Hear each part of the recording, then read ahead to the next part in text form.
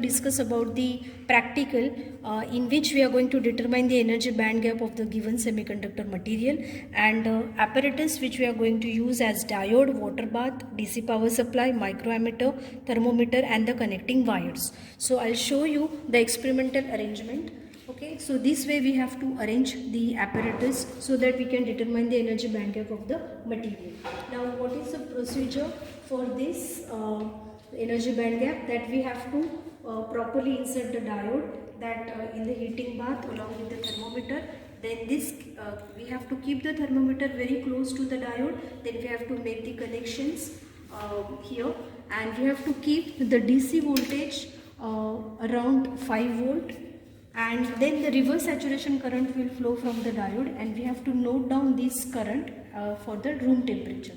So here for the first reading, your first reading is for the room temperature. That is, here the room temperature is coming around the 26 degrees Celsius. So write down here the 26 degrees Celsius, convert it into the Kelvin by adding 273, and then you have to take the reciprocal, and then simultaneously you have to note down the current in the microammeter. Okay, now start hitting the diode. See, we have started hitting the diode. Now we have to wait for a few minutes because we want rise in the temperature. As there is a 5 degrees Celsius rise in the temperature. Okay, so now you can see there is a rise in the temperature. The rise in the temperature is in the 5 degrees Celsius. Okay, so now your second reading is 32 degrees Celsius. Now simultaneously you have to note down the current.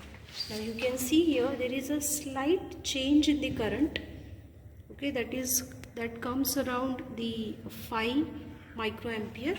Okay, so you have to write over here in the second row that the reading is 32 degrees Celsius.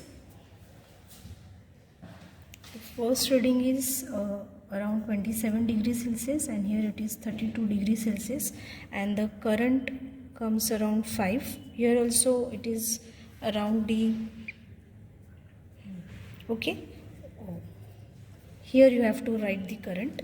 Okay, now supposed to plot a graph. So for that you have to take 1/t along the x-axis and log in Is upon t square along the y-axis. Okay, so for that you have to take a suitable quadrant of the graph, and after plotting the graph you have to find the slope, and you have to put the value of slope over here.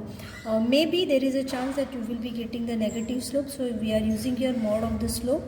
Okay, so put the value of slope what you have got after plotting the graph, and the value of K is given, that is 86.25 into 10 raised to 5 electron volt, and then you can calculate the energy band gap for that material.